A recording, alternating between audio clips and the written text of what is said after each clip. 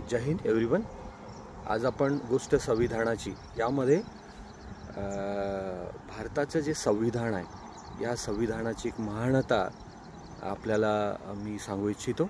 आपण लोकशाही देश आहोत, जगातला सर्वात मोठा लोकशाही, biggest democracy in the whole world.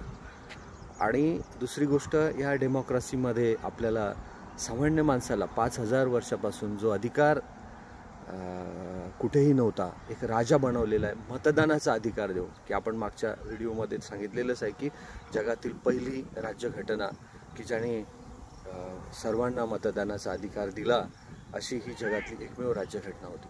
तसेच आपण गणराज्य देश म्हणून सुद्धा जगातील एक सर्वात मोठं गणराज्य आहोत, रिपब्लिक कंट्रीज आहोत।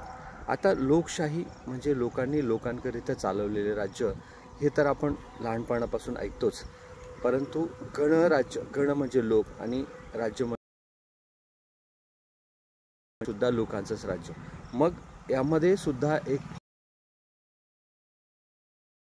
परंतु तो गणराज्य देश नाही आहे, लोकशाही राष्ट्र आहे परंतु गणराज्य देश नाही। का की तिथला जो राजा आहे हा वंश परंपरागत आहे। आपल्या देशामध्ये अशी कुठलीही पोस्ट नाही किंवा कुठलंही असं पब्लिक पोस्ट नाही की जे वंश परंपरेने भरले जाते।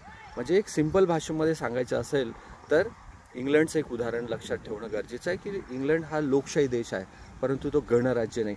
भारत हा जगातला सर्वात मोठा लोकशाही देश पण आहे आणि गणराज्य देश पण आहे, कारण की आपण जगामधली all public leaders are directly and indirectly elected by the people, so called a republic country. म्हणून आपण आज जगातलं सर्वात मोठं एक महान राष्ट्र म्हणून आपल्या संविधानांमुळे आहो असं मला वाटतं। कारण की जसा तिरंगा आपला आन बान शान आहे, तसंच भारताची राज्यघटना आपला हा प्राण आहे। Thank you very much. आजच्या पुरतं एवढंच, धन्यवाद।